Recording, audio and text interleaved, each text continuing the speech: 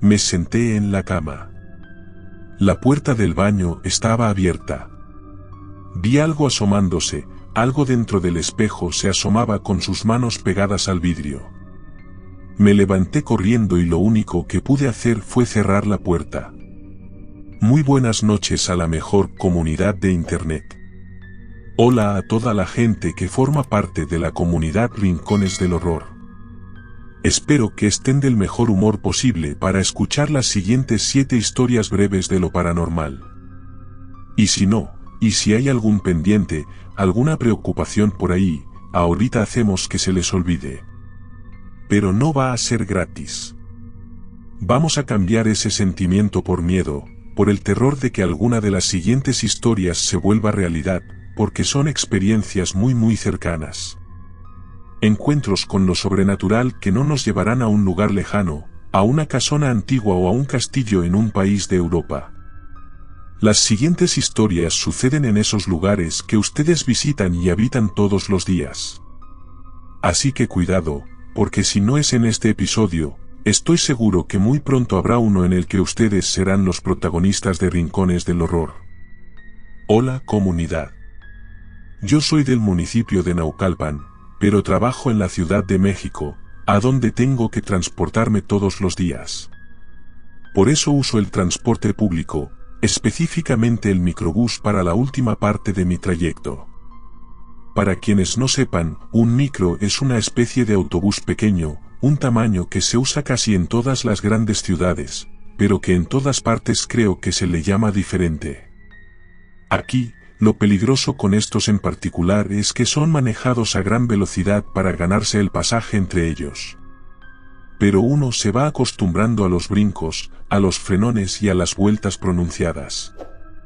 Recuerdo que esto sucedió un lunes, en una temporada de mucho trabajo en la oficina. Salí tarde, pero corrí a tomar el metro, después de eso, el microbús. Apurada por llegar a la casa, ya era muy tarde y apenas iba a alcanzar a dormir un poco, para en unas horas de nuevo levantarme, bañarme e intentar llegar a tiempo. De nuevo, repetir mi día. En eso iba pensando en el microbús, cansada por ese día y cansada por lo que se venía al día siguiente, cuando noté que él ya casi se vaciaba. Yo iba casi hasta el final de la ruta, así que cuando viajo a esas horas, casi se vuelve normal. Pero esta vez había algo que no me gustaba, algo que me comenzaba a incomodar. Noté que a través del espejo, el chófer volteaba a verme constantemente. Empecé a buscar entre mis cosas. No llevaba el gas pimienta que se había paseado en mi bolsa por años, esperando nunca usarlo. ¿Quién sabe en qué momento lo saqué?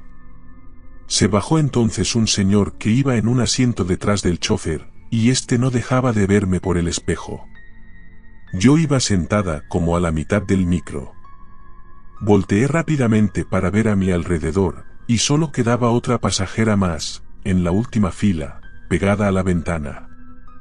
Una señora mayor. Ella no me iba a ser de mucha ayuda, pero aún así me senté de lado y me fui viéndola de reojo, esperando que no se levantara y pidiera su bajada. Porque entonces no sabía qué iba a hacer. ¿Bajar yo también con ella en medio de una calle que no conocía? Oiga, muchacha, si quiere recórrase más para acá, dijo de pronto el chófer. Eso me dio escalofríos, y le dije que estaba bien, que ya casi me iba a bajar. De vez en cuando lo veía por el espejo, y sus ojos al voltear eran cada vez más ansiosos. Tenía que hacer algo, así que me decidí a levantarme y caminar hacia la parte de atrás, ponerme cerca de la señora, al lado de la puerta. Pero cuando me puse de pie, la señora de la última fila ya no estaba. Me confundí. Ella no se veía rara. Era una mujer, nada más, una anciana que venía con los ojos cerrados. Se me escapó un grito, y el chófer frenó.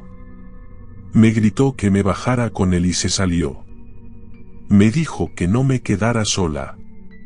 Se quedó en la puerta esperándome. Y yo, en ese momento, corrí hacia él. Era un señor algo gordito, Estaba sudando, nervioso. Esa mirada ansiosa que antes me había parecido amenazante se convirtió de pronto en una inocente, casi infantil. Ya abajo del micro, casi tuve que calmarlo. La señora no venía. ¿Te diste cuenta? De repente apareció. Ya es la segunda vez que se me sube, me dijo. Y sentí como si me hubieran echado un balde de agua fría. Se me acababa de aparecer un fantasma. No supe qué decirle. El chofer intentó calmarse. Me pidió perdón. Me dijo que siguiéramos, que se apuraría para dejarme, que ya era tarde. Así que me subí y me senté en el asiento más cercano a él. Ya no me atreví a mirar hacia atrás. Pero él subía la vista hacia el espejo que vigilaba todo su microbús, y cada cierto tiempo, me calmaba. Ya no viene, muchacha, ya no viene. Ya no viene nadie. Llegué segura, pero muy asustada, a mi casa. A veces me encuentro de nuevo a ese chofer. Nos saludamos con la mirada, aunque claro que nunca hablamos. Ya no he visto nada, y espero que él tampoco. Cuando me lo encuentro muy tarde, en cuanto puedo me acerco hasta los asientos enfrente. Cuando me bajo, me pide que me cuide mucho. Y yo, aunque no soy creyente, siempre le digo que vaya con Dios el resto de su ruta. Hace unos años, al salir de la prepa, busqué trabajo por todos lados para poder ayudar en mi casa. Terminé encontrando en un motel, en el que después me di cuenta ya casi nadie quería trabajar. Cuando llegué a mi primer día, notamos que una señora nos estaba capacitando a 3 personas nuevas que ayudaríamos en el turno nocturno, un chico, Benny, una chica llamada Reina, y yo. Era un motel de paso, de esos que se pagan por hora, en medio de un bulevar muy concurrido de día, pero muy solitario por la noche. Lo único cerca era una gasolinera a 100 metros. En el motel le preguntamos por qué habían cambiado de personal todos al mismo tiempo, porque le acompañábamos puros nuevos en ese turno. Y la señora nos dijo que precisamente de eso tenía que hablarnos. Y es que en uno de los cuartos había ocurrido algo muy feo, algo terrible, un crimen. Ese cuarto, el 45, no se podía ocupar, incluso aunque alguna vez se llenara el cupo. Entendimos, y era hasta cierto punto obvio, quizás sigue siendo una escena de crimen y hacía falta investigar. Así que iniciamos el turno con la mayor normalidad que pudimos. Solo había 2 habitaciones ocupadas. La señora encargada se acercó de pronto a decirme que iba a salir un rato, que regresaban en unas horas. Y pues, al no saber cómo funcionaba eso y pensar que era normal, le dije que estaba bien y no sospeché nada. Antes de irse, me recordó que no había personal de limpieza, que Benny tenía que ir a checar las habitaciones cuando fueran desocupadas, y que Reina y yo permaneciéramos en la entrada, en la caja.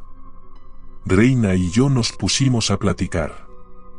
Benny hizo todos los pendientes y luego se acercó con nosotros.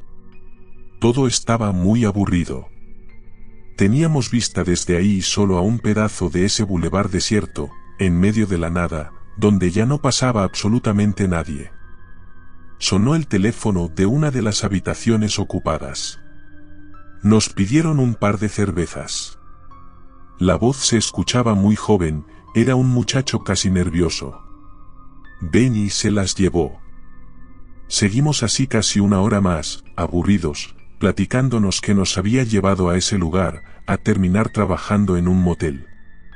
Nuestras historias, aunque distintas, tenían suficientes situaciones parecidas como para entendernos bien. Empatía. Volvió a sonar el teléfono. El muchacho nervioso nos pidió un par de cervezas más. Se escuchaba todavía más ansioso que la vez anterior. Esta vez, Reina, aunque no le tocaba eso, decidió llevárselas. Cuando volvió, venía algo divertida. Nos dijo que había alcanzado a ver al chico y a su acompañante, una mujer bastante mayor que él. Dijo que él se notaba muy tímido y nervioso, como si fuera su primera vez en un lugar así. Nos reíamos Benny y yo, aunque teníamos casi la misma edad del chico. El teléfono volvió a sonar. Nos reímos pensando que el muchacho iba a pedir una cerveza más. Reina respondió. Recepción, ¿en qué puedo ayudar? Recepción, buenas noches, ¿puedo ofrecerte algo más? Repitió Reina, sonriendo, pensando en lo nervioso que debía estar ese muchacho. Pero vi que la luz que se prendía no era de la misma habitación. El identificador indicaba que nos estaban hablando de la habitación 45. Le hice una seña a Reina para que viera. Benny estaba allá adentro con nosotros.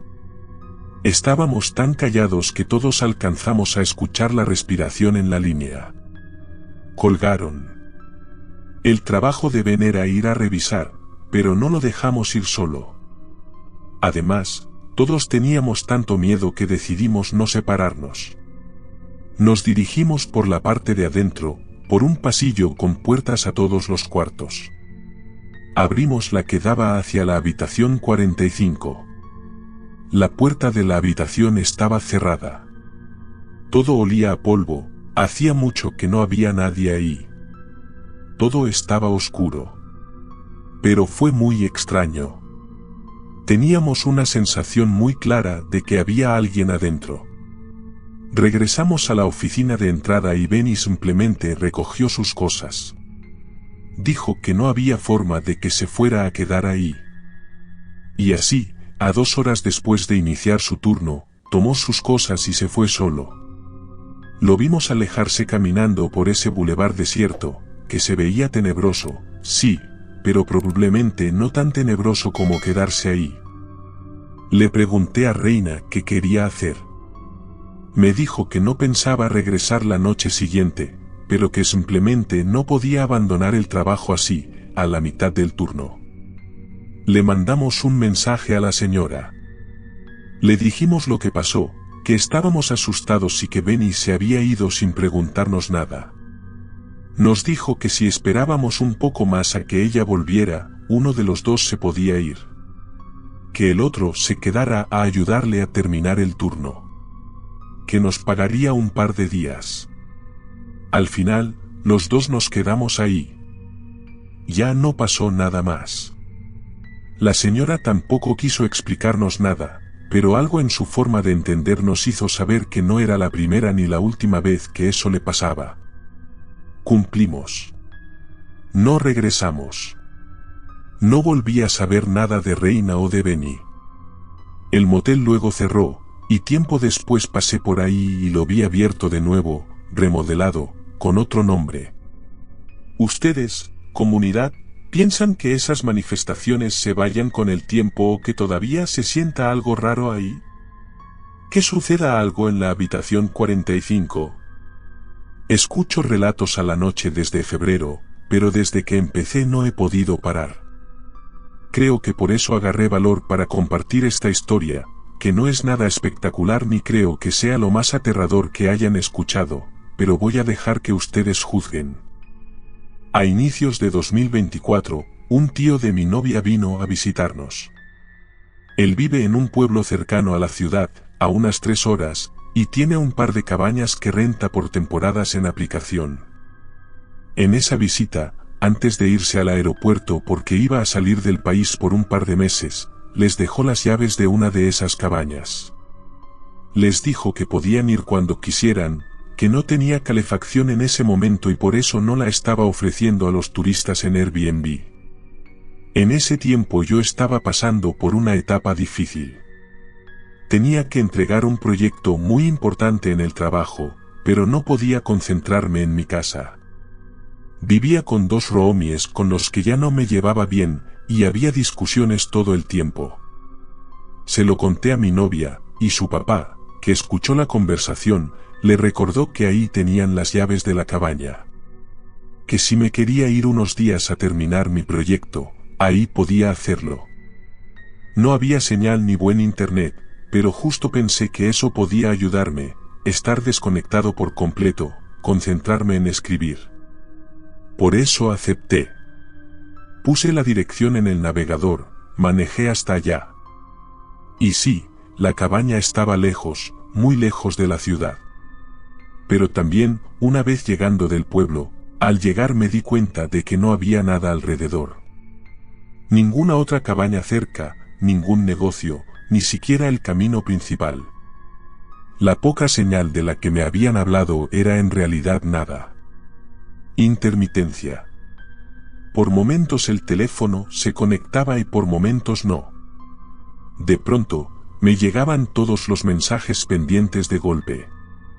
Contestaba y tardaban minutos en salir. Abrí las ventanas para ventilar. El lugar olía a guardado, a madera vieja, pero yo no soy muy especial con esas cosas.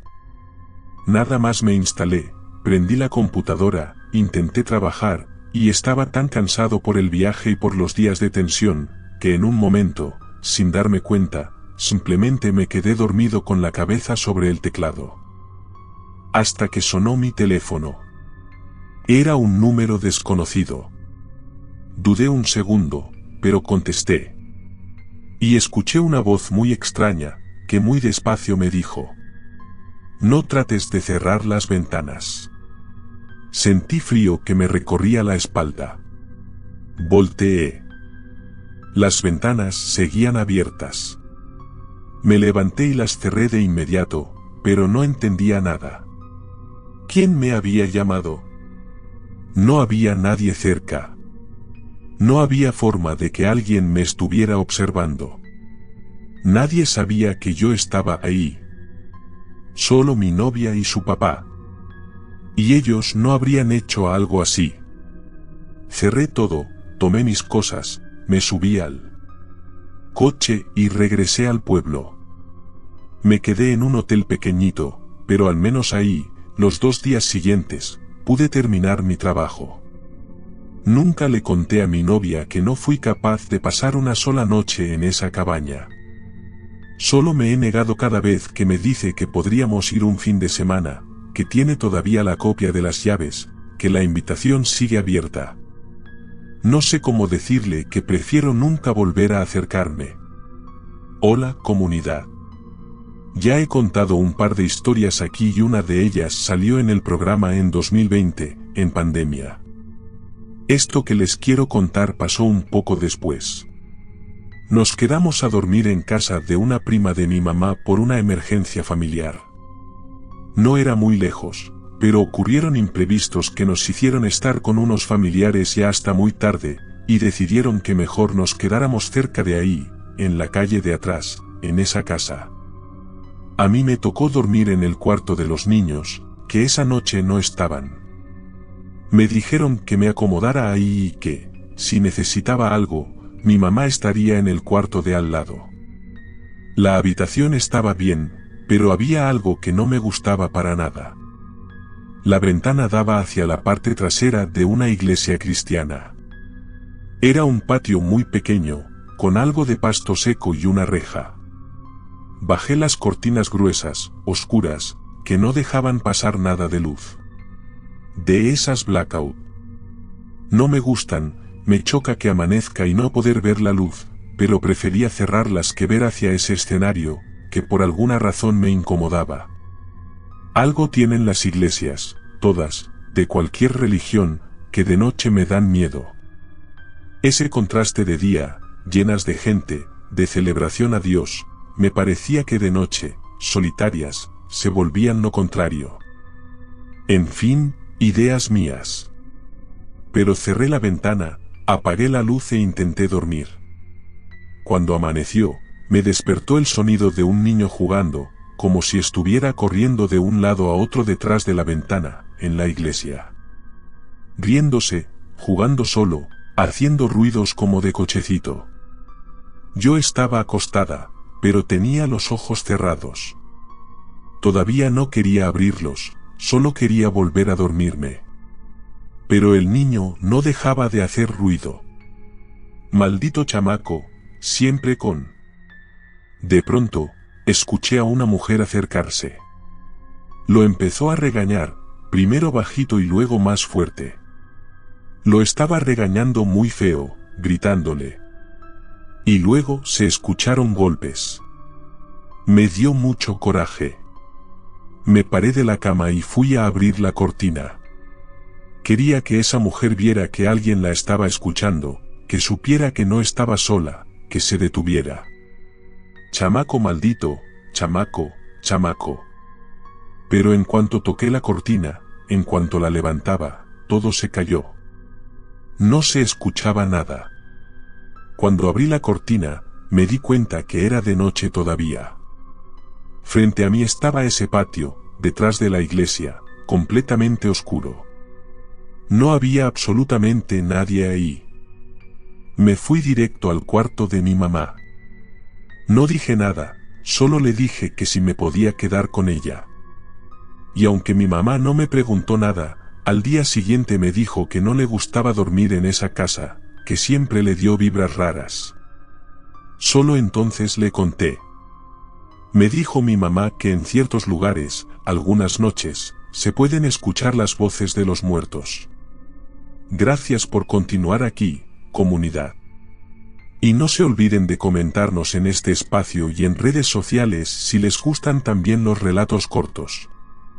Nos gustan mucho, sí, las historias con mucha información, las historias que nos dejan conocer bien a una familia, a un pueblo, un momento en el tiempo. Pero, de vez en cuando, también es interesante darle espacio a estas que van al grano, que son directas.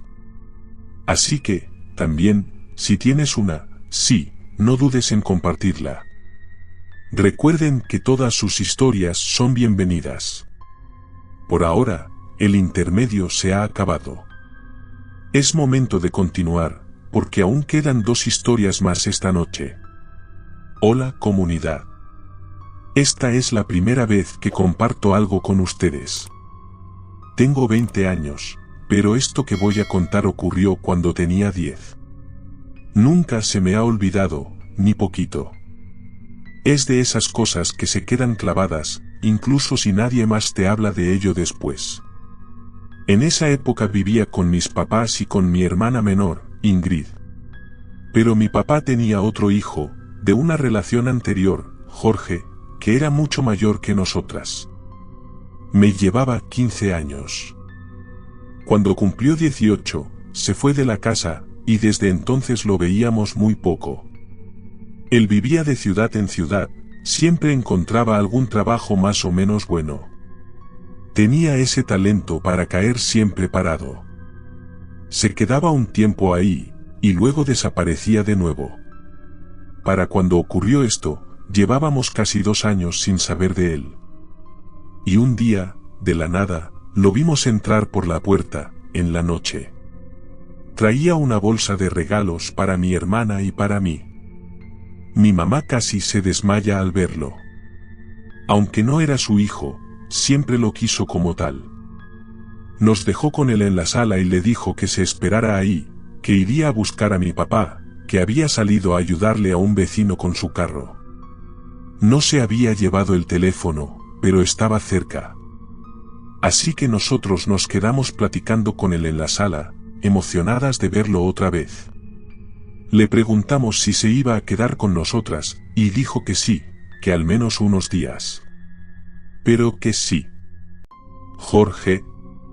Jorge. Escuchamos una voz. Una voz que nunca antes habíamos escuchado. Clarísima.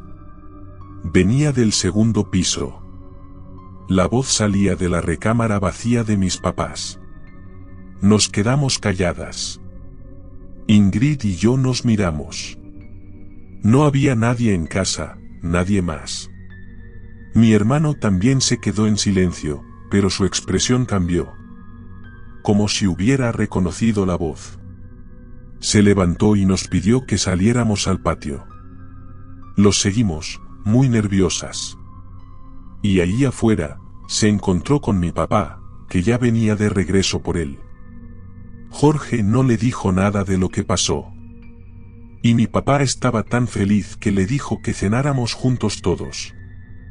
Fui a comprar el pollo que siempre le gustó de niño.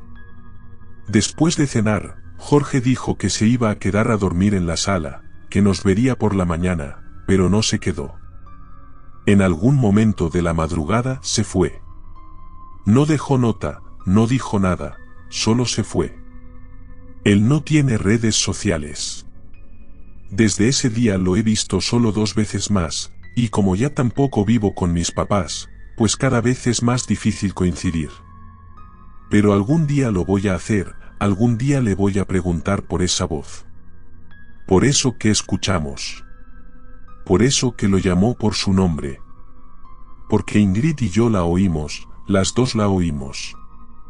Lo platicamos de vez en cuando y ahora queremos compartir ambas ese recuerdo con ustedes.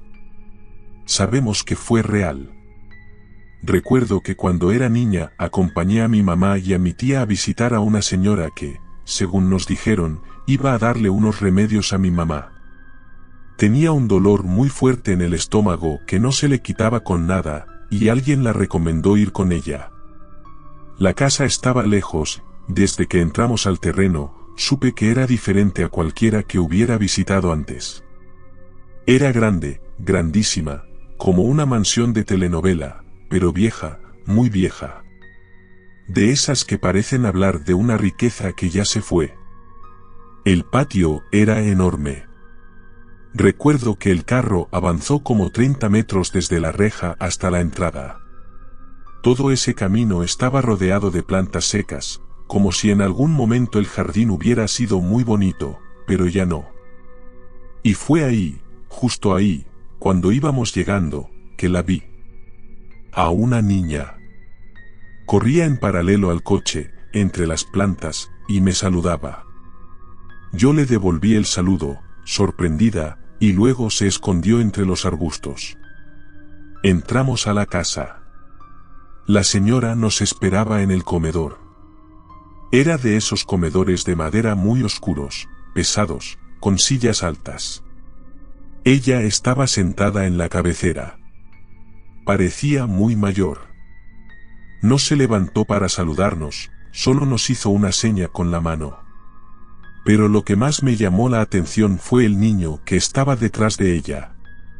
Un niño de unos 12 años, muy blanco y alto, pero con cara de niño. Estaba parado justo detrás de la silla, como si la estuviera cuidando. Mi mamá y mi tía empezaron a platicar con la señora. Yo no entendía nada. Hablaban de hierbas, de baños, de cosas que no me interesaban, así que le pregunté si podía salir a jugar. No, me dijo sin mirarme la señora. Le dije que solo quería ir a buscar a la niña en el jardín, la que andaba entre las plantas, solo para saludar. La señora me volteó a ver entonces, por primera vez en la visita. Frunció el ceño. Aquí no hay ninguna niña, me dijo. Y fue entonces que vi al niño abrir mucho los ojos, como si se hubiera asustado. Me dijo que no con la cabeza, muy despacio, muy claro. Me hizo una señal como diciéndome, no hables de eso. Sentí un escalofrío en todo el cuerpo. Yo era muy chiquita, pero lo entendí. Entendí lo que pasaba. Había visto algo que no debía. Acababa de ver un fantasma. Cuando salimos de ahí no dije nada. Iba callada, pensando en la niña y en el niño. Le pregunté a mi mamá si ella había visto a la niña, pero me dijo que no. Ni cuando llegamos, ni cuando salimos. Me dijo que no había ninguna niña en esa casa. Y por lo que me contó después, entendí que esa señora no era una curandera. Que habíamos ido a ver a una bruja. Pero ahí no termina la historia. Hace poco, ya muchos años después, pero hace poco, recordé todo esto. Quería contarles esta historia a ustedes. Estaba platicando con mi mamá y con mi tía, las tres que fuimos ese día, y les dije que nunca pude olvidar esa visita. que quería enviar mi experiencia a un podcast en el que confiaba para contar mi historia. Al repasar todo lo vivido ese día, coincidimos en casi cada detalle: el camino polvoriento, la casa imponente y deteriorada, el olor espeso a humedad y hierbas, la expresión severa de la mujer que nos recibió. Coincidimos en todo, excepto en una cosa. Ellas, mi mamá y mi tía, jamás vieron al niño. Ese niño tan pálido, casi translúcido, que permanecía de pie, justo detrás de la anciana, como una sombra alerta. Aquel niño que me observó con una seriedad inquietante, cuya mirada parecía traspasar el tiempo y el cuerpo. Él fue quien me hizo una señal, sin palabras, pero clara como un grito, que no hablara, que no dijera nada. Ese niño que me paralizó el alma, ellas no lo vieron.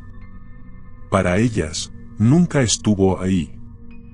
Y fue entonces, casi 20 años después, al volver sobre esa memoria con ojos adultos y mente abierta, que comprendí algo estremecedor. Esa tarde no vi solo un fantasma. Vi dos. Uno me saludó entre los arbustos, con la inocencia rota de una niña perdida. El otro me advirtió desde el corazón mismo de lo imposible. Estaban ahí. Los vi. Los sé. Hola, comunidad. Esta es la primera vez que reúno el valor para escribirles. Llevo más de un año escuchando rincones del horror, aferrándome a cada historia como quien se aferra a una linterna en la oscuridad. Siempre quise contar lo mío, pero nunca me animé. Hasta ahora. Lo que les quiero compartir ocurrió hace poco. Fue algo breve, pero profundamente perturbador. Una de esas experiencias que no se explican, que se te clavan como astillas en la razón. Y aunque ya no está el objeto que creo que desató todo, no dejo de pensar que quizás no era el objeto en sí lo que traía el mal, sino el lugar. Este lugar desde donde les escribo, donde aún duermo, donde respiro con cuidado. Quiero saber qué piensan ustedes, si han sentido algo parecido. Todo comenzó con mi hija. Tiene apenas 7 años. Es una niña dulce, tranquila, con una imaginación viva, pero con un corazón noble. Siempre fue independiente. Nunca tuvo miedo de estar sola. Le gustaba jugar en su cuarto, inventar historias, dormirse con sus muñecos sin necesidad de que yo estuviera ahí. Por eso me sorprendió tanto cuando, de pronto, empezó a comportarse de forma extraña. Al principio pensé que era algo pasajero, una etapa, un capricho infantil. Pero lo que siguió me hizo dudar de todo lo que creía saber. Pero entonces, sin previo aviso, mi hija empezó a decir cosas raras. Al principio, no quise tomarlo en serio.